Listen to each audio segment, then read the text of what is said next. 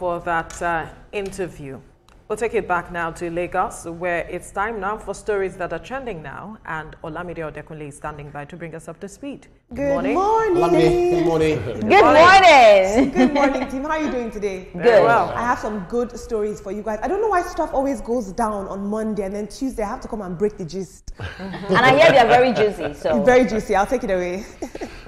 Good morning, Nigeria. As always, TVC has a finger on the pulse and our eyes on the streets, and we do our best on a daily basis to bring you trending stories that are shaping the world that you and I live in. We begin today's segment in the nation's capital, where a group of aggrieved contractors operating under the name the Concerned Local Contractors has staged a peaceful protest in Abuja, calling out the federal government over months of unpaid debts. Now, the demonstration took place at the Federal Ministry of Finance headquarters, where the contractors voiced their frustrations over the government's failure to pay for projects completed as far back as October 2024. Many of the protesters held placards and chanted slogans, saying that the delayed payments were crippling their businesses, plunging them into debt, and putting financial strain on their families. This protest adds weight to the recent claims made by former Bayelsa State Governor and sitting Senator Seriake Dixon, who just last week declared during a Senate plenary that the federal government has been grounded, pointing specifically to the widespread non-payment of contractors as a symptom of deeper economic dysfunction. Now, when I heard this news, I did speak to a very close friend of mine who is a contractor.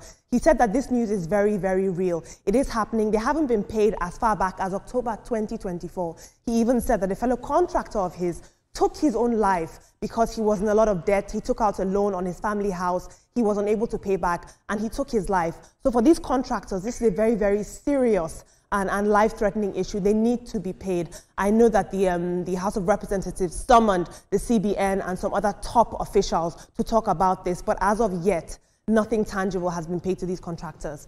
Very interesting. But moving on, if you are the type to speed across Lagos's third mainland bridge, here is your cue to slow down. A new video showcasing the sophisticated surveillance setup on the Ibrahim Babangida Bridge, commonly known as Third Mainland, has gone viral, drawing praise for its meticulous coverage and clarity.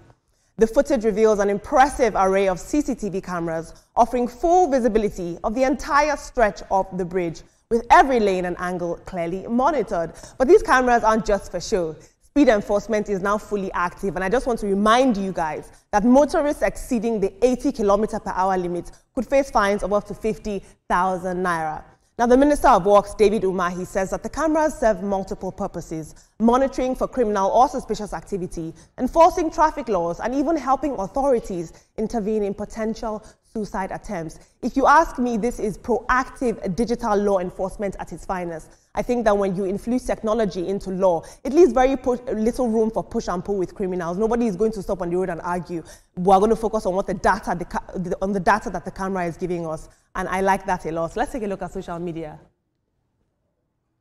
Good says, those CCTV cameras are for monitoring traffic rules violators if they overspeed. So don't think they installed those cameras to protect the people. They did that so you can pay a fine if you overspeed. We'll move on. We'll take another tweet now. Adesola says, if a powerful person commits crime, they will steal off the CCTV and tell us it was not working when it happened. We'll have to wait and find out. But moving on, in another story, the National Agency for the Prohibition of Trafficking in Persons, NAPTIP, declared Nigerian entertainer Darlington Okoye, popularly known as Speed Darlington, wanted last week in connection with alleged offenses including rape, cyberbullying, and cyber stalking. The notice came just a month after Speed Darlington allegedly failed to honor the agency's invitation for questioning over a disturbing claim he made during a live Instagram session, where he joked about having sexual relations with a 15-year-old girl, or should I say child. Well, it now appears that Speed Darlington has absconded, or at least removed himself from the drama temporarily. Fresh videos circulating online show him at an airport, dragging his suitcases and complaining about airport issues. In another clip, his caption hinted that he had landed in New York, USA, and was now ready for American women. Take a look at this video. Where's the dog? Okay, actually, don't keep it on. What's that? Be careful, bro. Be careful. I left Lagos here girls for New York girls. I thought they was better. I got to New York, I just find out. Now Basin left. I left Lagos girls for New York girls. Now, before leaving Nigeria, Speed Darlington responded to the wanted notice, insisting that he had committed no crime and had no plans to honor the agency's summons. Now, I'm quoting him when I say this. He said, "I'm a celebrity. If you want me to show up at your agency and answer questions, you're going to have to pay me an appearance fee, which is 2.5 million naira. Bear in mind that he's talking to and responding to one of our foremost federal law enforcement agencies. Where is the respect? Let's take a look at social media. Technically, he has not been wanted for any crime, so he can leave the country at any time. Anti-Woke says, use Interpol on him. He will be quickly arrested and sent back to Nigeria. And Homie Bishop says, if hunger catch him for 2 weeks for America, I'm going to come back Nigeria. Team, this is very, very interesting. Have you guys ever found yourself, you're rushing somewhere and you're speeding on 3rd Mainland Bridge, you think no one is watching? You're just zooming down there trying to get to Ikeja in 2 minutes. Some of your comments on these issues are always very funny, and I wonder how they think, you know. Yeah, CCTV is there. One of the reasons there, so when you overspeed, you'll pay the fine. They'll catch you and you'll pay the fine. But that's not where it ends. Does it mean that when somebody is committing crime, those cameras will go off? Is that what you're saying? So those cameras are there for our security, and they are there for good behavior of the average Nigerian. 80 kilometers on that bridge is not too slow. You know, I just hope that Nigerians will adhere, or Lagosians would adhere to it. Okay, Speed Darlington. I don't think that guy is escaping. Maybe he just went for a holiday, because if he was escaping, he wouldn't travel to a country that shares extradition with Nigeria. I mean, America will just pick him in 2 seconds and send him back to Nigeria. He's just traveling for one reason or the other, maybe to do that small content that he did there.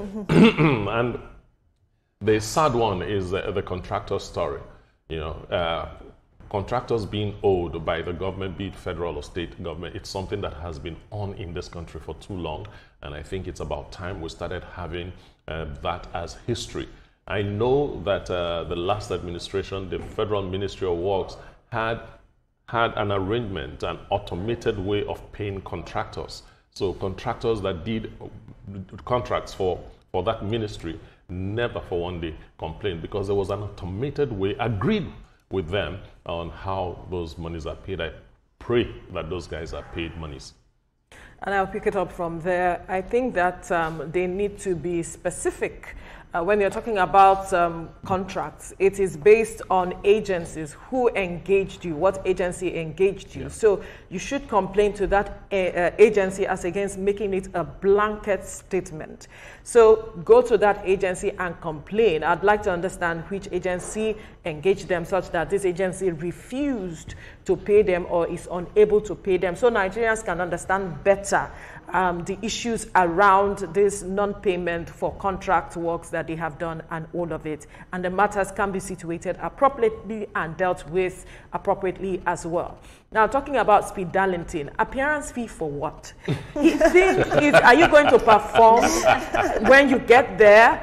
I don't understand. He thinks everything is a joke, and it could come haunt him in the next few years or in the next few months or weeks. He does not understand how these things that he says and he does have impact on his image, negative impact for that matter. That whoever is his manager or his management, they need to sit him down, and even his lawyer need to speak with him, because if the US is aware of this and gets a hint that this is happening, he could be deported, and that could impact his life forever. And then to the other story of Third Mainland Bridge, I have had to take caution when I'm driving. Should not pass 80 kilometers per hour right now. I don't have 50,000 naira to pay. I can cook a pot of soup with that money. But let me, and I'd like to have that pot of soup. But let me move to the, I'm going to start with unpaid. I will start with unpaid debt. Be it agencies or government or whatsoever, people should not be owed. And allow me, they tell you what, some of these contractors, they'll tell you, use your own money and do the work. When you're done, we'll pay you. And at the end of the day, imagine you sharing a story of a friend that even was telling you that somebody committed suicide because he was not paid. I believe that, I hope, and I believe that what they've done, the government will see it, be it government, be it agencies, whoever gave them the job to do, they need to be paid, because these people go all out to make sure they do the job rightly. So it's just right that they get their monies. Since 2024, absolutely, that is not a good one. And then I'll talk about 3rd Million Bridge. For me, myself, I cannot drive there because I'm scared of the road. It's too smooth. And even whenever my driver is driving, I always tell him, go slow, go slow. I mean, my mom says something, speed kills. So I'm happy that this has been done. And I say it with Nigerians, sometimes whatever is done, they always see like a pothole in it. So what do they mean by the CCTV is not for security? It's definitely for security. If something is happening, we'll definitely be able to see it. It doesn't go off and come on at particular times. It's always on. So I think that's a good one on that. Over to you, Ibrahim. Yeah, so I guess it's just trust deficits that is in the country. So when the government is trying to do something to salvage the situation, to save our lives, we always look for something else to say that, no, you are not saving my life because you want to save my life. You're saving my life because you want to punish me. You know, those are some of the ways we reason as Nigerians. If they're asking you not to overspeed, they are inadvertently saving your lives, because when you're driving, you know, very fast, you're just trying to kill yourself. But when you're cruising, in fact, cruising is easier. So if there is a mad person in front or behind, you're able to maneuver and then put yourself out of, you know, the quagmire on the roads. Speed Darlington, someone should remind him that it is not Joe Biden that is the president of America now. It's Trump. So they don't need to unleash Interpol. They just unleash Trump on him. Matter of fact, there is a new detention facility where Trump will be visiting today in Florida, where that place, they call it Alcatraz. Alcatraz, yeah. So the governor there is saying that, okay, this place is where we'll be detaining immigrants, you know, against humanitarian, you know, advocacies. So there is no way you will run out of that place. And if you run out, it is surrounded by alligators. So meaning that you have to think twice. So if the government doesn't get you, alligators will get you. So people should think what is going on in the US now is crazy. So Speed Darlington with your... And Olamide, if you agree with me, I just want to say something quickly. I think I'm even tired of seeing the things that Speed Darlington does. It's just so annoying and irritating. Like, for him to even make this kind of video. It's exhausting, but you know what's interesting? I question our society because you guys, he has a huge fan base. They love him. Which fan base, Olamide? Where are they? He has something called Speed Darlington TV, and people tune in, they pay to watch this man. What? Very interesting. But something else I find interesting is the fact that... It goes to show the kind of people that watch him. Exactly. We need to look at the kind of people that watch him, because I don't think you can be normal and subscribe to Speed Darlington TV. Absolutely. You know what else I find interesting is that we're constantly commissioning new roads and new projects, but there's a lot of contractors behind these projects are not being paid. We must think about that. Thank you so much, team. Moving on in more somber news. A Nigerian caregiver, Bilikisu Olagunju, has been sentenced after CCTV footage revealed her violently mistreating 88-year-old dementia patient John Attard in his Bexley, Kent home, just a day before the elderly man was found unresponsive and later died in hospital. The disturbing video captured on Christmas Eve 2022 showed Bilikisu Olagunju dragging this frail man across the floor, stripping him against his will, threatening him and ignoring his repeated cries for pain. Take a look at this harrowing video. Pull up your clothes. Pull up your clothes. Let's clean your body. Stand up. Stand up! If you hurt me, don't hurt me, I'll call the police. Yeah. Stand up. Stand up.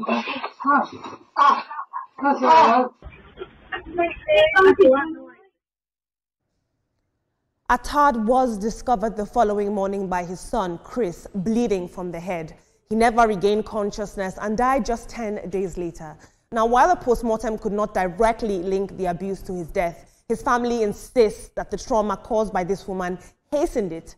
The court has now sentenced her to 6 weeks in prison, suspension for 18 months, and 50 hours of community service. Olagunju reportedly wept quietly during her sentencing, and her lawyer said that she was ashamed of her actions and fully accepted responsibility. We need very strong vetting processes when it comes to hiring people that take care of vulnerable people like the elderly. But just to play devil's advocate, Western people are constantly, a lot of them, outsourcing the care of their elderly to foreigners. And unfortunately, that woman has no familiar responsibility or care for this man. It's why she could do what she did. So it's just something to think about. Let's take a look at social media. Filippo says, another reason why things will become even more difficult for genuine caregivers to get jobs abroad. When people accept jobs out of desperation or rather than passion, this is what happens. The ripple effect of this will be felt by every innocent Nigerian. And care work is very, very lucrative. It pays very well. Alexander says, this is heartbreaking. No human, young or old, big or small, strong or fragile, deserves to be treated with cruelty. If caregiving is too much for you, walk away in peace. Do not carry anger into a job that requires patience, love, and humanity. We must all remember that dignity is a right, not a reward. That was very profound. Thank you for that tweet. Lara Joseph says, this is what happens when untrained, unqualified people enter care work with no empathy or skill and treat it like it's Nigeria, where violence is normalized. Interesting. In international news, Ghana's fight against illegal mining has taken a bold step forward, and a video capturing the moment is now trending online. In a joint operation that included the CEO of the Minerals Development Fund, her team, and the Ashanti South Regional Police, 4 Chinese nationals were arrested for carrying out illegal mining activities along the Subin and Jimmy rivers in Atatam, a community in the Adansi-Asokwa district of the Ashanti region. What the team found was nothing short of alarming. Vast sections of Ghanaian green forest, equivalent in size to 10 football fields, had been destroyed by these Chinese nationals. Alongside the arrest, 11 heavy-duty excavators used in the illegal operations were also seized. And I think that Ghana is sending a very clear message. While Africa has long battled the exploitation of its rich natural resources by foreign interests, Ghana is telling us that they are ready to push back and protect their environment and hold these sorts of people responsible and to account. What is interesting about this illegal gold mining, apparently in Ghana it's called galamsey, which means to gather and to sell. What's interesting is that it's having devastating effects on the environment. I'm talking pollution, deforestation, contamination of water bodies, which is making people in those regions very, very sick. I love the very hands-on approach in that video, I have to say. It's unacceptable. Let's take a look at social media. Nzendi says, if it is my country, Nigeria, those Asians will never go to the mining site without their suitcase full of dollars, should in case this type of scenario happens. And if anyone disturbs them at the site, that suitcase will settle everything there. Okay says, in Nigeria, the military and paramilitary service act as escorts to them. We have seen this before. I took a trending story a couple of months ago. But before I hand over to my capable team, I'd like you guys to please chime in with the hashtag TrendingNowTVC on any social media platform of your choice. I promise that I am listening. Or if you think a story should trend and it's important that we tell the story, use the same tag. I promise that I might take it up. Team, what do you make of this? Ria, what can you tell us about this concept of galamsey in Ghana? Is this a thing? Oh no, but galamsey has been there for a very, very long time. Even while Akufo-Addo was president, you know, he was still trying to fight it. I love what John Mahama is doing right now. You can see that they were caught and they were arrested. But tell you what, they've always been arresting them, just as social media has not been picking it. So I love it now that it's on social media because they have been doing this for a long period. Olamide did not start now. It's been happening for a long period of time. I love the fact that now social media is seeing what you're doing. Their faces are there. I hope it sends a warning because there are a lot of them. We just saw some. This is just a fraction. There are a whole lot there. And I pray that all of them can really be brought out and put to book. And I love the fact that it's on social media. Their faces are on social media. It's going to be a strong warning to people that want to do it or are already doing it. And since the conversation is on me, let me just quickly talk about the caregiver woman. It's so sad to see that if you don't have empathy, if you are not passionate, you cannot do that kind of job. You have to be patient to be a caregiver. You cannot have anger issues and then you have family issues. Whatever it is, leave it outside until you get, when you get there, you deal with the person. When you go back, you pack your problems and go with it. It's so sad what she did. I do not support her at all. There cannot be any reason for you to treat somebody like that. If you didn't like the job, you should have left. Well, for me, her sentence was a slap on the wrist. Too light. I mean, you don't behave like that. What's her name? Bilikisu or Lagunju. you're quite lucky that that's all you have to do, 50 hours of community service, how many days in prison and so on. This job of caregiving requires patience, love, and humanity. Absolutely. No transferred aggression. Yeah. No transferred aggression. And I love what Ghana is doing, checking the illegal miners. I wish we have the same going on here in Nigeria, where illegal mining is really rife. All right, kudos to Ghana for what they are doing, and for Bilikisu Olagunju, you just need to learn your lessons quickly. Don't carry all the aggression you have had to carry over the years, pressure from home and all, into the caregiving work. If you cannot handle the heat in the kitchen, get out of it. Yeah. That's the bottom line for me. Yes, when I was talking about the Chinese nationals, I take exceptions to the Twitterati, who always paint Nigeria bad, that Nigerians are escorting them. No, that's not true. There's so many foreign nationals that have been arrested, tried, and some of them have been extradited and sent out of the country. So I take exceptions to those who always paint Nigeria bad. We'll leave the conversation here now, and thank you, Olamide, for those stories. Welcome. This is where we have to wrap things up on the program this morning, but let's let you know that the views and reaction of all our resource persons are theirs and have no connection with TVC News. Up next is Your View with the ladies. Afterwards this morning with Yori Folari. Stay safe. Bye.